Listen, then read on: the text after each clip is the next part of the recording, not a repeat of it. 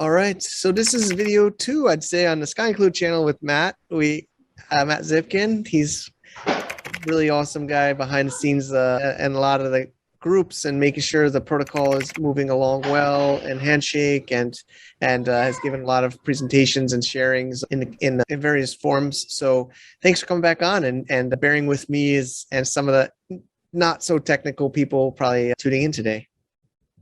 Yeah, thanks for having me, Mike. I think this is going to be a great conversation. I do love talking to you.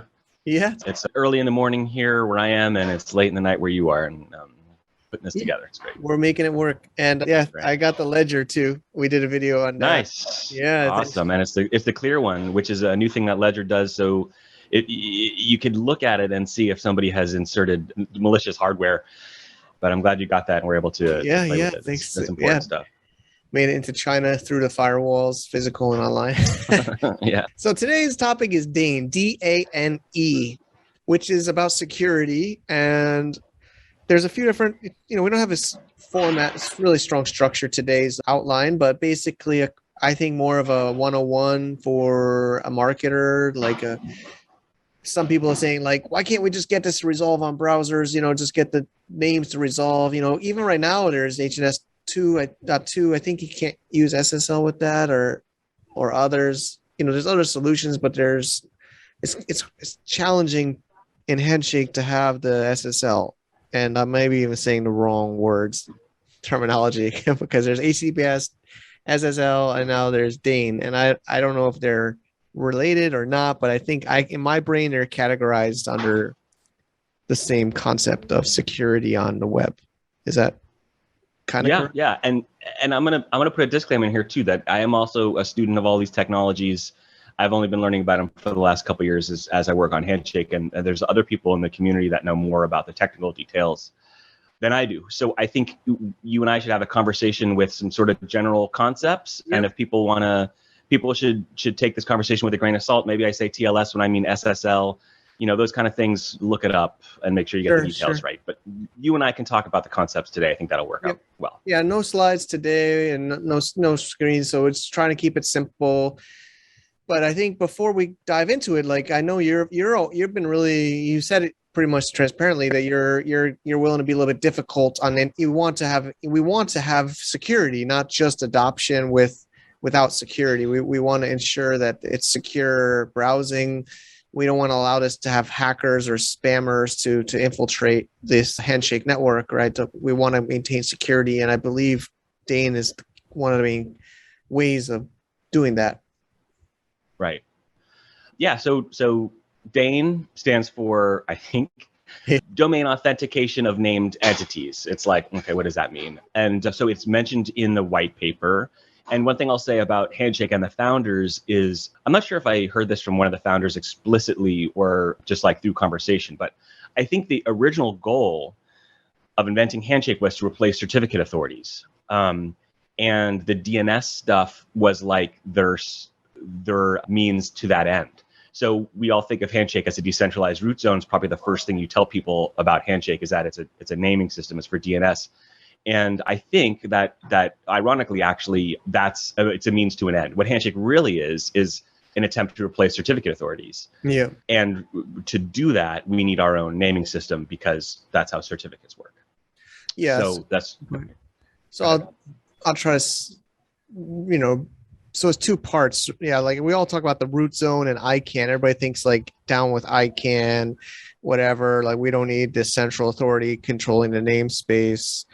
But there's this second level, which a lot of people don't know about, is the CA, certificate authorities, which, if even Cloudflare, you click on Cloudflare even pays a certificate authority, right? If you go on these sites and you click on that lock on the site, and it's usually most sites now have that lock next to it. You click the certificate button and then it pops up and it says if it's valid, and you click into details and it shows you Let's Encrypt is a really popular and free one. And it shows you how it's secured, right? And from my research and learning from you and others, there's even cases where that gets hacked because they're pre-installed on operating systems or maybe at the browser level or at the operating system level. And they're literally just stored on your on your computer, and then they're communicating with the web page to validate, from my understanding. Right.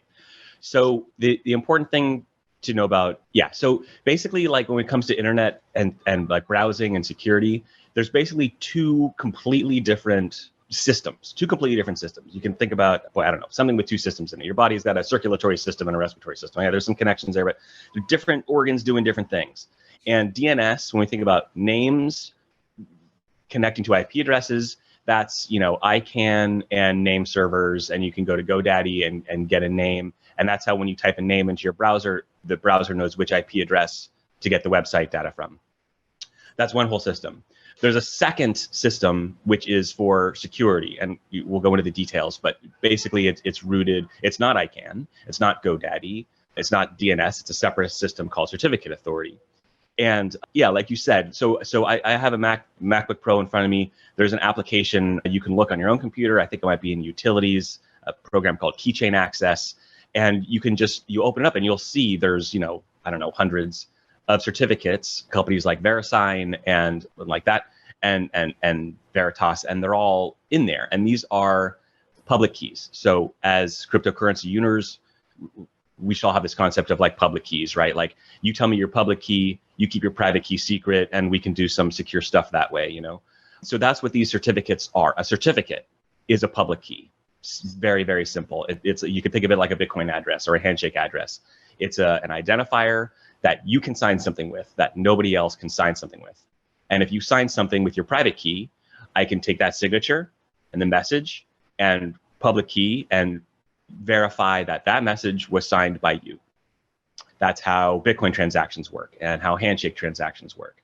And, all internet security in a nutshell is these signatures, right? So now we're talking about websites.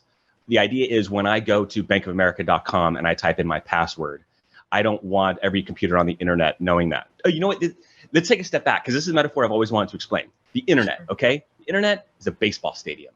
I'm over in section 2, row G, seat F, and I want to send a message to you. You're downstairs in section AA, row L, seat 5, okay? And I want to send a message to you. How do I do that?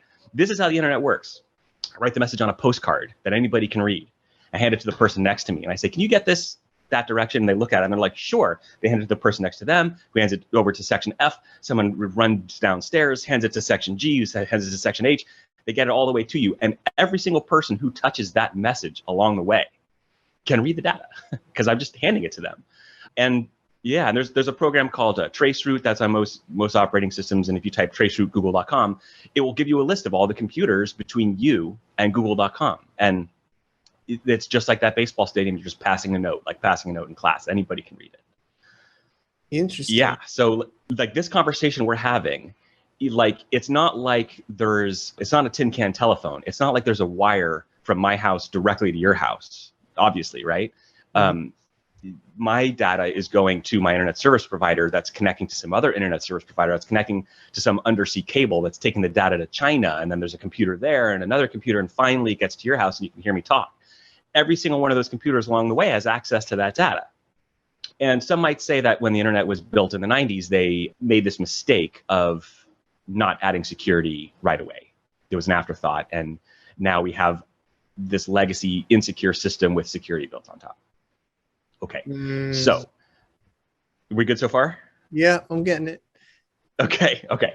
So what we want to do, if I'm going to send a postcard to you in 3 sections over in the baseball stadium, obviously I want to write it in a way that nobody else can read it, or more importantly, that nobody else can change the message, because it's important. If I'm sending my bank account password to Bank of America, I don't want anyone else to know that except for them, So there's really interesting cryptographic techniques where we can send insecure messages to each other and use those to actually build a secure channel. And then if you've ever passed notes in class, my little sister had some friends, and they had a code, and they had the letters A through Z written on a piece of paper. Next to each letter was a funny little symbol, and they could write messages in code to each other. And of course, I broke into her room and stole that piece of paper so I could decode their messages and find out who they had crushes on. A hacker from the early days. So that's basically what we need to do. I want to send you an encrypted message. So even though there's like 100 people between me and you that have access to the data, they can't do anything with it.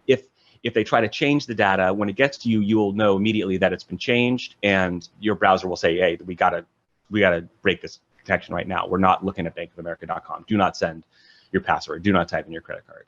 Mm-hmm. So we're good so far. We want to add encryption to this fundamentally insecure system, right? Okay, so that key, the piece of paper with the alphabet and the funny symbols, somehow you and I need to agree on that, and we could skip over the details for that. But because the bridge from that piece of paper with the symbols to how SSL actually works with a shared secret and a key exchange, it gets a little too complicated. But somehow I need a key from you, so that I can encrypt a message in such a way that only you can decrypt it. And the metaphor breaks a little bit because it doesn't really make sense with a piece of paper with the code. But I'm just going to tell you there's a cryptographic technique where you send me something, I send you something back, and then we have a shared key that nobody else has. Okay. We're good so far? I'm getting it, yeah. Okay. All right, sweet. So the certificate is how that exchange starts.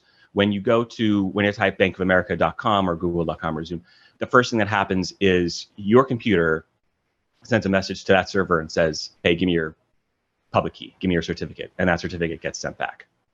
Well, how do I know that certificate I just received is actually from google.com? Because don't forget, there's all these people in the stadium. If I send a message to Mike and I say, "Hey, give me your certificate," and something comes back, it says, "Hi, this is Mike, here's my certificate." I'm looking at this and I'm like, well, like, is it though? Or did somebody along the way swap out your certificate for theirs?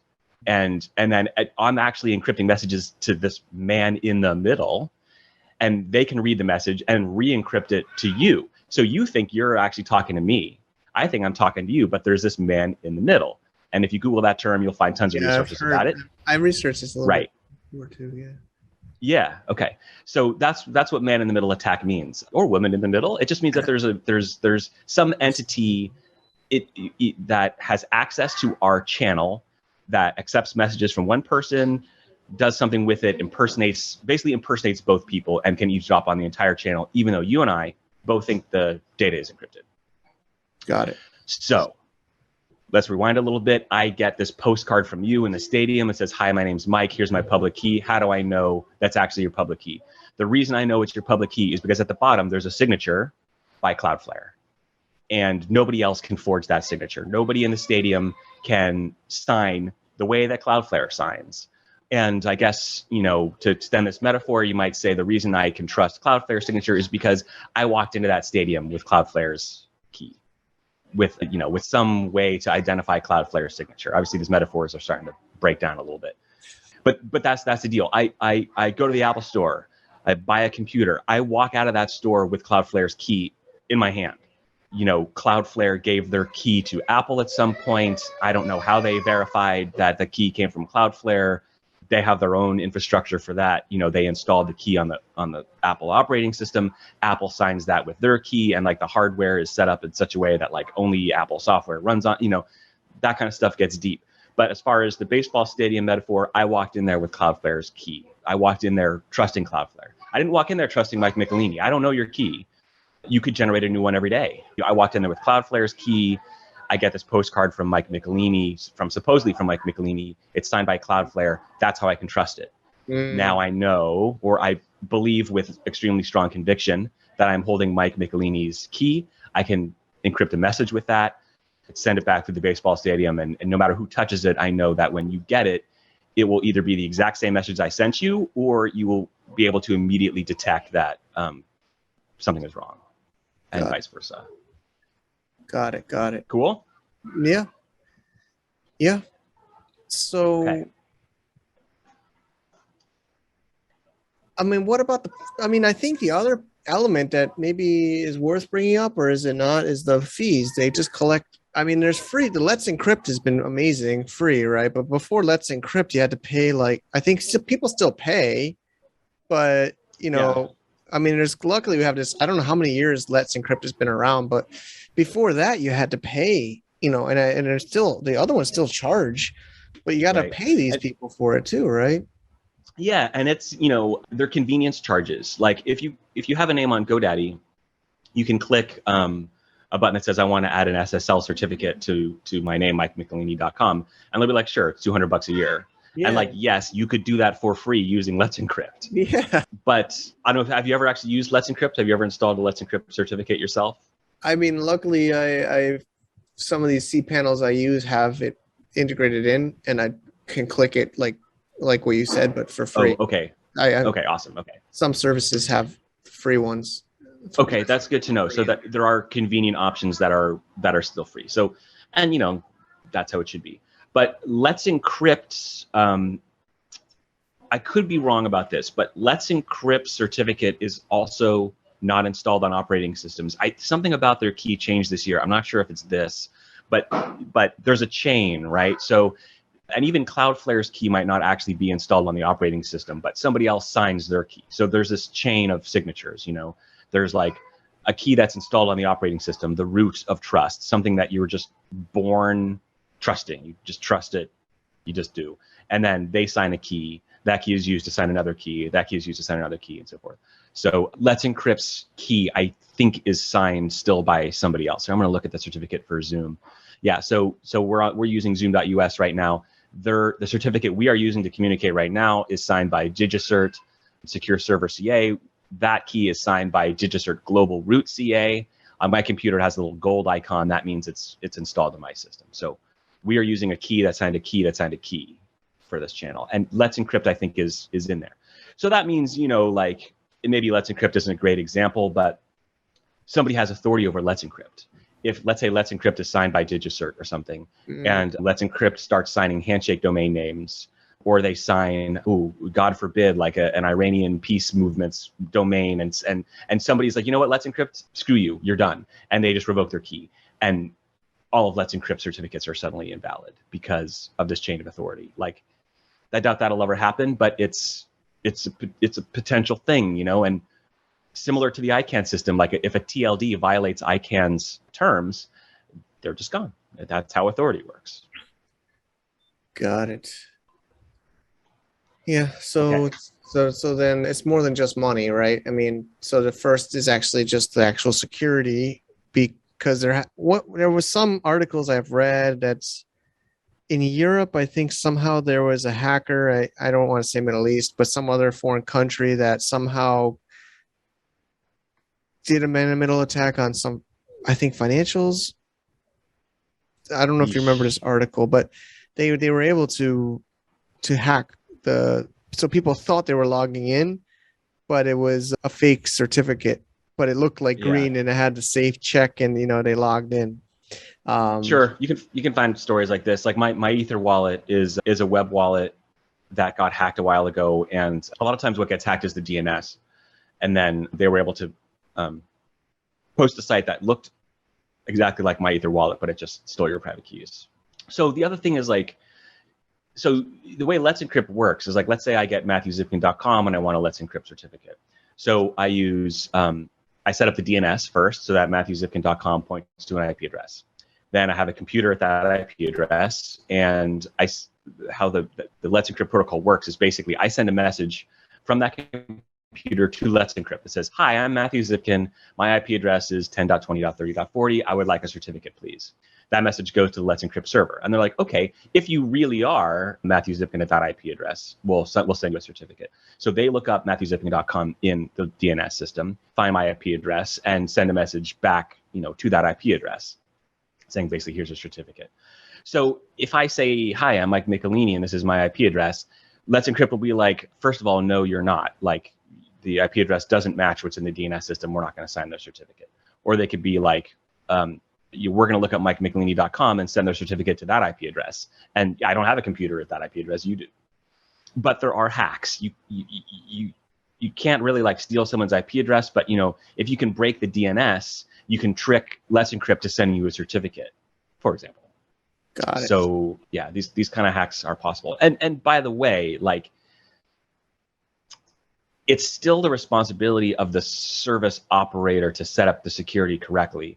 There's over the last year I've seen a lot of people like, oh my God, look, the site got hacked, their DNS got hacked, or this site had, their certificate got hacked. And almost all those stories like still happen on Handshake.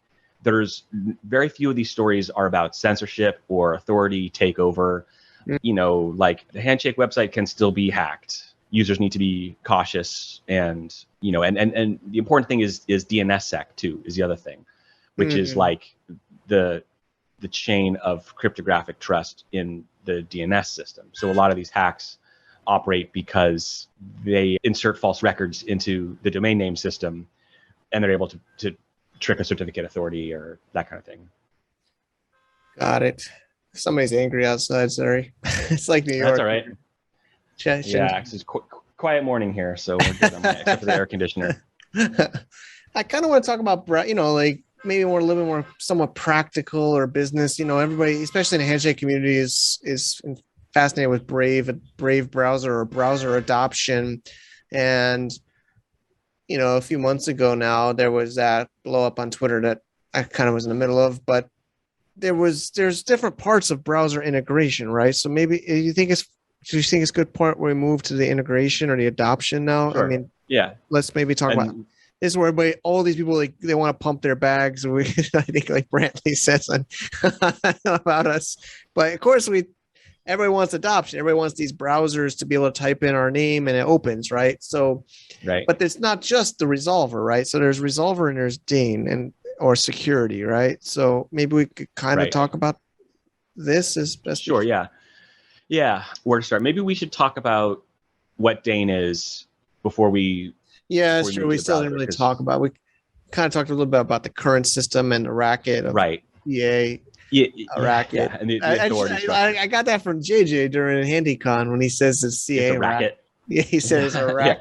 So that comment from JJ is like back to what I was saying. Like Handshake is targeting certificate authorities, and the DNS stuff is just like how we're going to do it. Yeah. Okay. So like I said in the beginning, there's the domain name stuff over here, and there's the certificate authority stuff over here. In the baseball stadium, their certificate authority is the list of keys I walked into the stadium with, the keys that I just trust.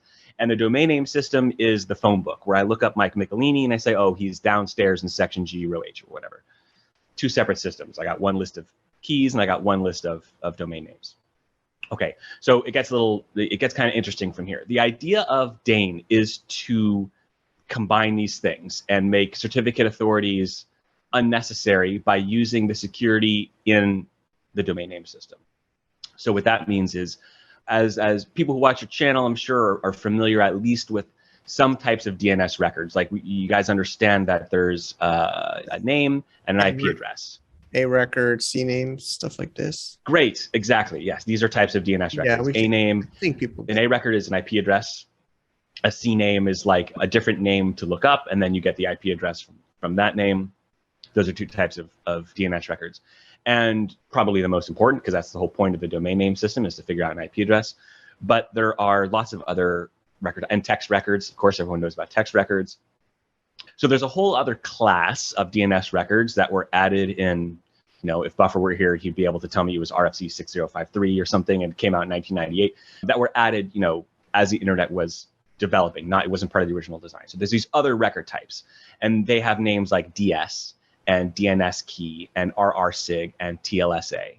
These are this is the public key infrastructure of the DNS system. So most users in the legacy system on like GoDaddy, whatever, about A records and C name records, these other type of records is where the cryptography happens. So you can have a DNS record that's a public key. We know what public keys are and how those work. You can have a DNS record that is a cryptographic signature. And so right off the bat, so your public key is in a record called DNS key, DNSKEY. That's a DNS record type that has your public key. The signature is in a record type called RRSIG, RRSIG. And you can find this stuff easily online. You can look up an RRSIG. So I can look up the A record from MikeMichelini.com and see a signature there, and then I can look up the public key that's supposed to sign that signature, that's supposed to have created that signature, and verify that the A record was signed by the key that belongs to Mike Michelini. Well, how do I know that key belongs to Mike Michelini? Because that key has its own signature signed by ICANN, or, to be verbose, signed by .com. And then .com has a key that is signed by ICANN. And ICANN has a key that is widely known on the internet. And again, the ICANN key I walk into the stadium with. It's built into your computer. If you Google ICANN KSK 2017, you'll find it. And that key, by the way, is a hard-coded consensus parameter in Handshake because it's the root of how reserved name claims work.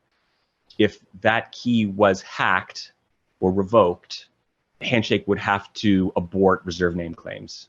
It's kind of interesting.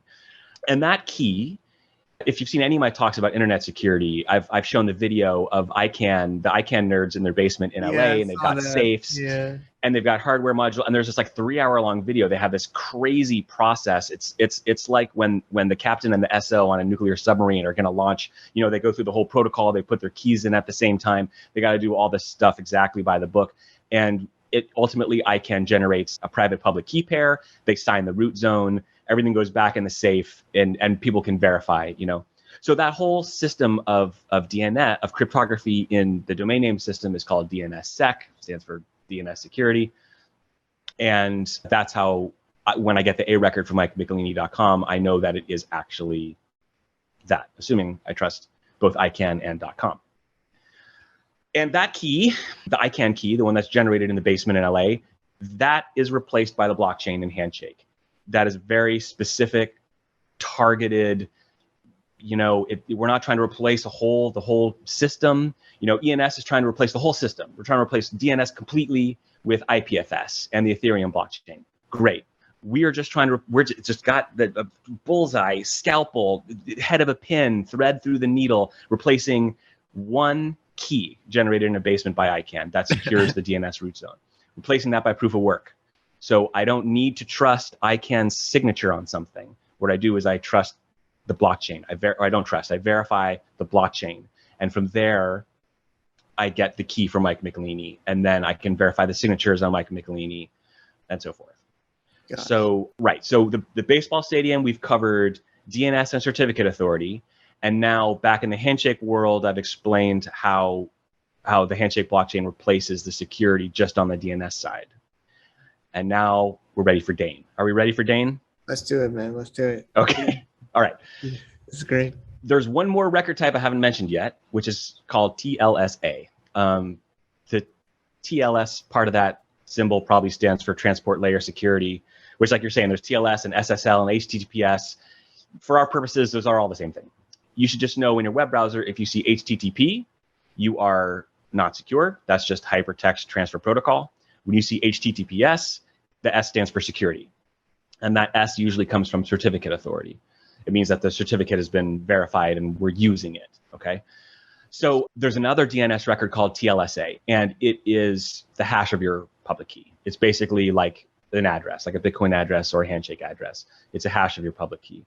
And we assume it has to be signed by your DNS key. And these are all DNS records just in the DNS system. That key has to be signed by the parent key, and that key has to be in the Handshake root zone and secured by proof of work. So we have proof of work securing your key, and then your key signs this TLSA record, which is just a hash. So I look up your name using Handshake, using a DNS resolver rooted in Handshake. Now I know your IP address, and I know your TLSA record. Great. So now I send a message to that IP address, and I say, hey, I'd like to connect to you securely. You send me back a public key. If the public key you send back does not match the TLSA record, which I've already verified, signature-wise, cryptographically speaking, if they don't match, we're done. I'm out of here. The browser shows the user an error, and you have to click a couple extra options to be like, yes, I want to look at this site insecurely, even though I know it's insecure. If you're running Fingertip, or if you're running Let's DANE connected to a secure Handshake resolver, you'll get that green lock in your browser because we've basically tricked the browser. And I'll explain how that works too in a second. But that's DANE. So we combine this idea of certificate authority rooted in these certificate keys that are just installed in my system. Instead of installing keys in the system, we wipe that out completely.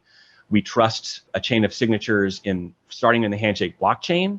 There's a key in the blockchain, that's a DS record. That key signs another key, which signs another key or whatever, which signs a TLSA record. and that TLSA record matches the certificate I get from your web server, and that's how the two systems are brought together using Handshake, and how we can not only bypass ICANN with Handshake, but also bypass certificate authority and create a secure browsing connection. Got it. I just did a quick Google search, and valued at 81 million in 2019, the global certificate authority market size is expected to grow by 12.3% in 2020 to 2030 to get to 285 million by 2030. So 285 million? Yeah, that's what they think is going to be. Huh. Doesn't sound like that much, but yeah, right. Okay, good for them. I don't know. I mean, we're talking about the entire internet, right? Yeah. Okay. I'll link this in I'll try my best to link this to some market research, from a Google search. I guess I don't even know what a lot of money is anymore. Maybe that is a lot of money. I don't know. Yeah. Okay. Yeah. So yeah, it's DANE, and then I'm sure people are saying, okay. A lot of people still. Everybody just wants to get adoption in the browser, right? So some people say, like, can't we just kind of get it working without the S for a while and then add the S? Okay, great. Okay, don't do anything insecurely on the internet. Just don't. Why would you do that? Don't do it. Would you type your bank account password into a website that wasn't secure? Like, we take the security for granted because the computers we buy have gone through all the effort to provide us with this convenience, so we don't even have to think about it. But I remember when I started using the internet in the 90s, I would never enter a credit card into a website. Are you kidding? You would lose all your money. Like, obviously you can't buy anything online. That's crazy. Now security is common, and it's common and convenient because of authority.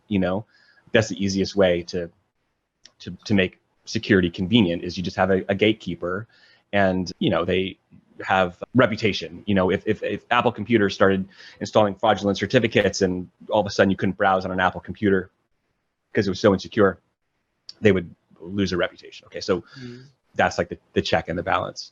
So all right, so let's talk about security.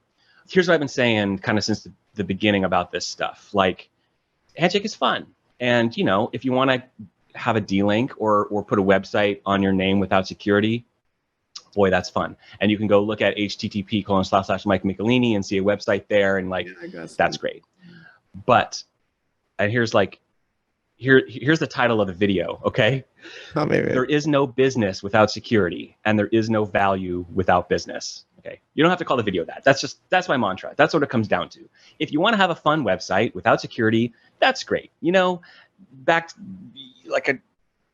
My cousin and I used to have a lemonade stand. We'd go out on the corner. We'd sell lemonade for 10 cents. Nobody bothered us. It was a totally insecure business. We could be ripping people off. I think sometimes I would take more than 50% of the cash at the end of the day. Just like, it's sure, it's fun, to have a lemonade stand. But if you want to exchange Bitcoin for Handshake, or like if you want to post a secure, like we're having a democratic revolt in Iran, and we're going to meet at this place, like, oh, you don't want that to be screwed with, or if you're going to accept a credit card number or a password.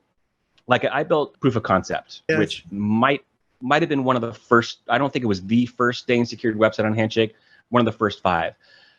It was the first interactive usable, because I accept passwords. You can log in to Proof of Concept. You can create an account, create a password, and use that password to log in and post your tweet. And I would not accept your password if the website wasn't secure. It's fun. It's not a very useful website, but the concept I'm proving there is I had a reason for security. I had a reason. If I want you to log in with your password, and I'm going to give you a Bitcoin address to pay me, like, that has to be secure. Otherwise, a man in the middle is going to replace that Bitcoin address with their own, and you'll send money to it, and I just won't get paid, and someone else gets the money. That's not fair. Or someone will just that man in the middle will listen to your password. Now they know your password. They log in. They tweet on your behalf. Hi, I'm Nick Malini, and I'm a clown. That's not fair. So that's what I mean. Like, if you want to do business on a website, you got to be secure. Otherwise, you lose all your business. You'll lose your money. People won't invest in you. You won't have customers. You'll be humiliated on Twitter. Business requires security, and business is where we get value. So everybody on Handshake should be looking into how to secure their websites, because to give Handshake value, we need people running businesses on Handshake, or at least important things, not the lemonade stand. Okay. That's my rant.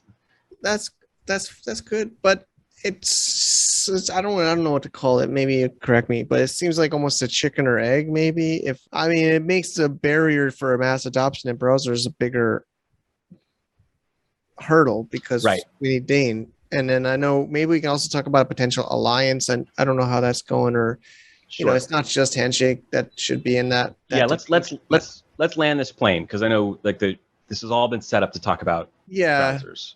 Just leaning towards browser. Right. So let's land this plane. Okay. So the way that browser security works now is that first model where there's DNS and then there's certificate authority. So the browser makes sure that the certificate I get from the web server is signed by something that the operating system trusts. So what we need from a browser is to not just trust the certificate authorities in the system, but to do DANE, basically to look up that TLSA record, verify the signatures, and verify that the key that is signing the TLSA record is in the Handshake blockchain. Then we could get secure browsing easily in a browser to Handshake domains using everything we've already described. So how does Let's DANE work? Or Fingertip is like the easiest way now, because Buffer did an amazing job making security more convenient. So you go to impervious.com/fingertip, you can install this menu bar, and it runs two programs. It runs HNSD, which is a Handshake name resolver light client, and it runs Let's DANE, which is the DANE validating proxy. And I'll describe both of those things. But so it's kind of funny, like you got these two programs, because like I've been saying, there's like the name resolution stuff, and then there's the certificate authority, and that's why there are two different programs wrapped up in Fingertip.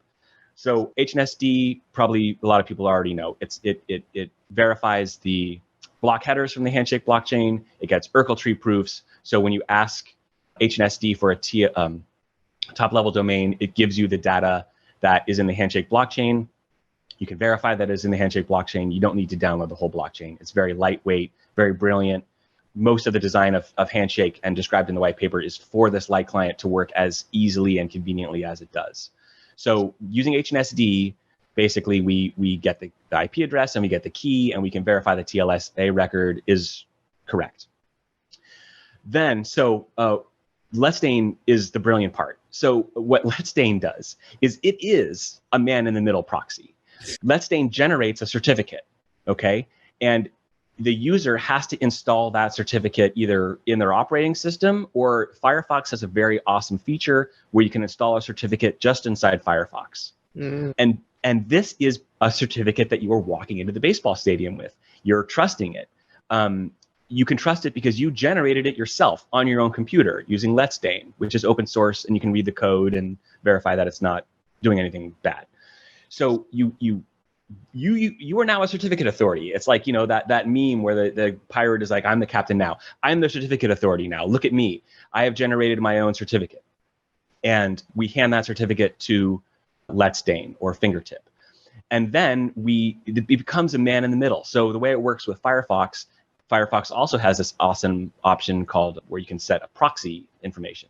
So what that means is that Firefox sends all of its entire internet connection, basically just from Firefox. Every message that leaves Firefox goes directly to Fingertip first, instead of going out to the internet. And Fingertip is a man in the middle. It's running on your computer, so it's not an attacker on the internet, but it basically is on your computer. And it basically does a man in the middle attack.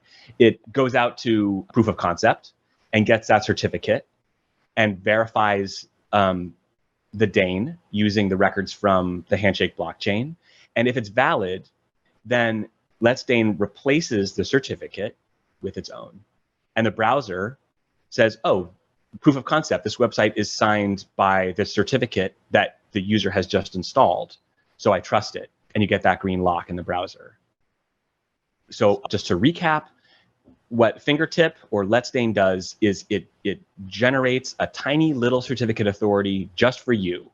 And it monitors all your internet activity coming in and out of Firefox, and it verifies DANE, verifies that the certificate and the web server that you're getting is signed by records in the blockchain, and then basically tricks Firefox. It doesn't trick Firefox, it's a certificate authority, and signs, creates a signature so that Firefox trusts it just like it trusts VeriSign, Veritas, Cloudflare, Let's Encrypt. Got it. Yeah. So this is the awesome part about Handshake. And we talk about certain people who represent the Ethereum name service that love to brag about how many integrations they have. Yeah, one of the integrations that they are recently bragging about is Fingertip, which is now on the ENS website, because you can, it actually talks to ENS. It's part of our HIP-5 deal. Does Handshake need integrations? Well, I just described how Fingertip works. I'm using it right now. I didn't need Brave to add anything. I didn't need Firefox to add anything. This is the awesome, I feel it in my gut when I think about it, how cool the design of Handshake is. We don't need these integrations. You can just install the software on your computer. And honestly, even if Brave, all right, so we can talk about the options presented by the browsers in a second. But my point is, we don't need the integrations. There's this extra little step.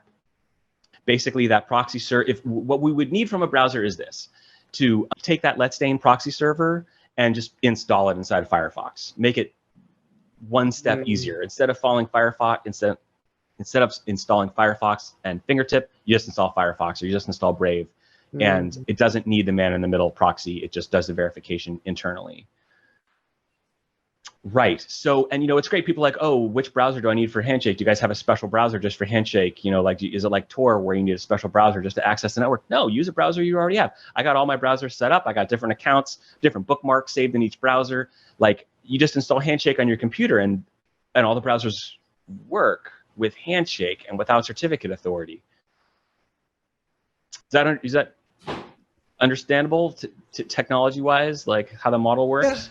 Yeah, I mean, it's understandable, but I know I'm thinking it and others are thinking it's also, obviously people are lazy. Mass adoption is not going to install even a simple plugin. It needs to be default. I mean, for real mass adoption, it has to be. Sure. Okay. So, and disruptive technology, decentralized technology, I could ask, I don't want you to answer this, but do you run a Bitcoin full node? Do you have a Bitcoin wallet? You've got a ledger. You just held up to the camera. People who are watching this video, do you use Bitcoin? How do you use it? Do you just have a Coinbase account? That's convenient. Is that mass adoption though? Are you really using Bitcoin? Satoshi Nakamoto would say no. The people who work on Bitcoin Core and work on Bitcoin wallets where you control your own private keys would say no. So, when it comes to adoption, security, mass adoption, these things, I can see the effort from entities like Namebase doing incredible work, spreading the good word about Handshake and educating people, doing terrible effort security-wise. From Namebase's perspective, mass adoption is more D-links, more accounts on Namebase, and I guess that's it. I mean, welcome.mb is not secured by DANE. Somebody could run a man-in-the-middle attack and replace welcome.mb with whatever they want. And of course, welcome.mb doesn't accept any user data. I mean, when am I going to go to https://namebase and enter my password and enter my credit card information and make purchases to a secure, Namebase is all about Handshake. They love telling everybody about Handshake, and they're doing a great job getting mass adoption, but they're not really using it themselves, are they? So I've just decided this is going to be my role in this community, because I don't see very many other people doing it. I'm going to be the guy who is a stubborn brat about security and rejects everything else. There's plenty of other people out there spreading the good word about Handshake and getting up D-links and talking about ICANN certificate, and all that kind of stuff. But I'm going to be the guy that is not going to budge on. I'm dying on this hill. Handshake is security software. Cryptocurrency is security software. You got to run it yourself on your own computer. That's the whole point. Oh, you got 2 big rants from me in one video. It's amazing. No, I mean, that's why I wanted to do this one. That's why I think it's important. I know we're getting tweaked. It's always great. I mean, always get great insights. I know we both got to get going soon, but okay.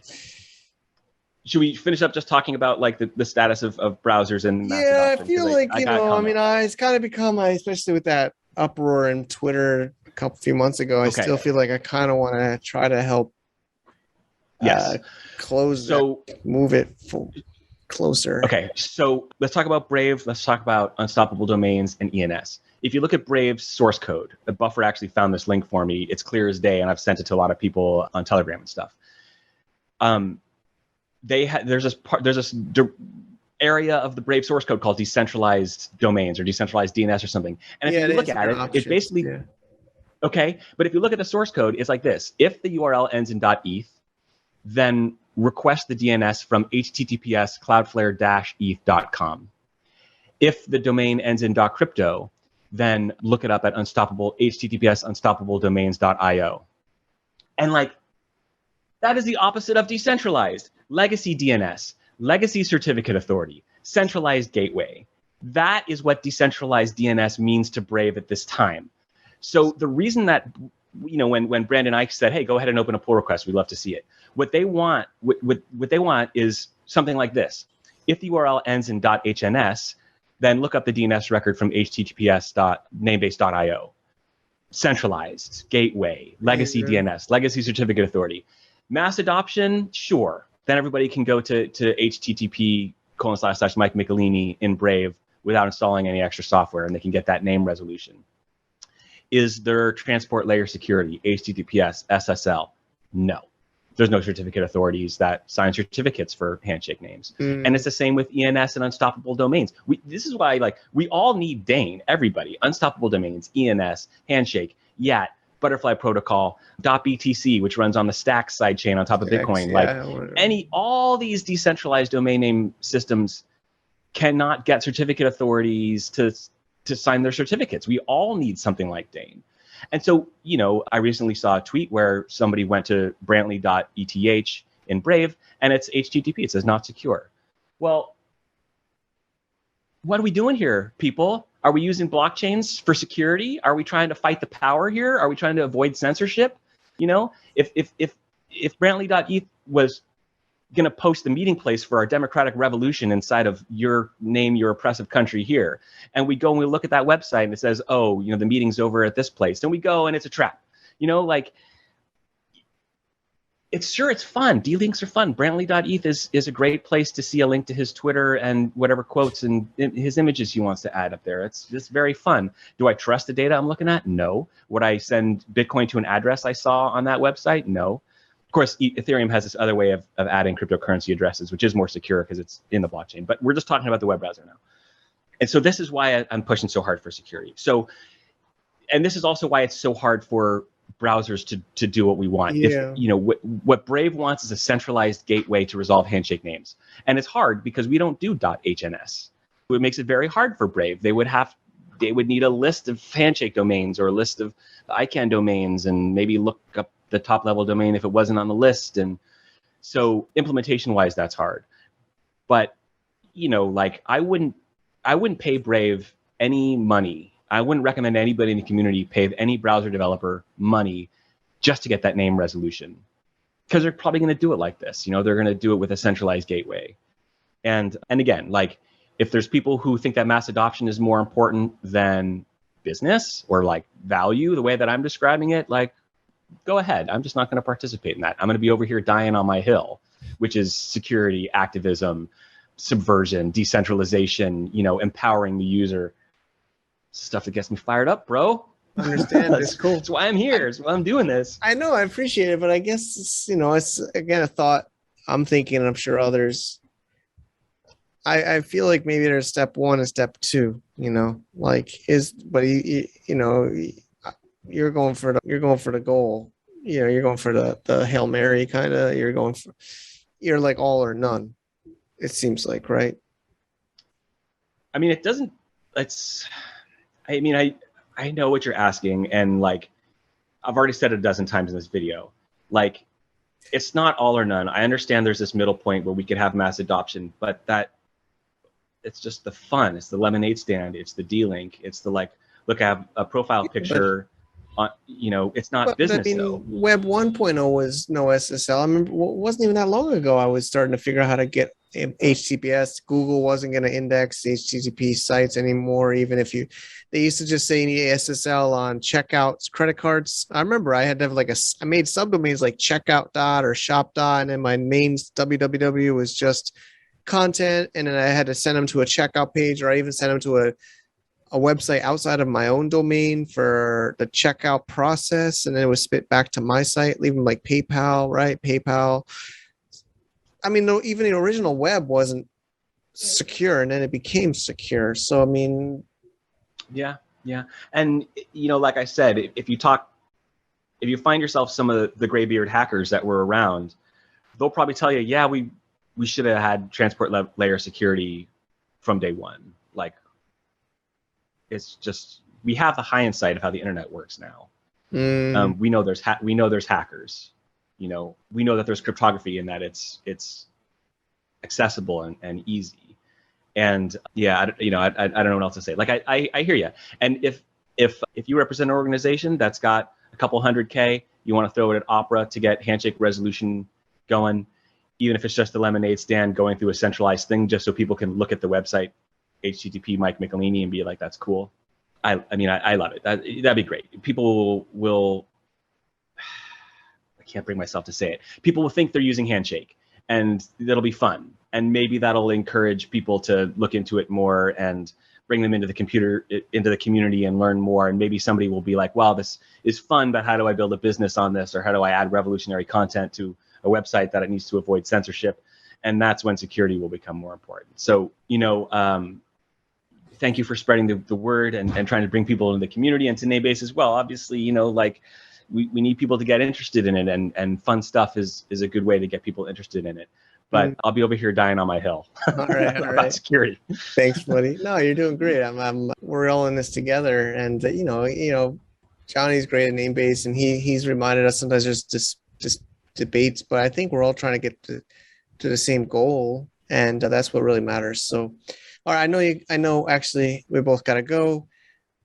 So let's maybe any kind of links. We mentioned fingertip impervious.com/fingertip, which will give you DANE's or SSL on Handshake on any browser, or I believe, right? It's easiest in Firefox, because Firefox has these options to add a certificate and a proxy server just in Firefox, so it won't affect any other program on your computer.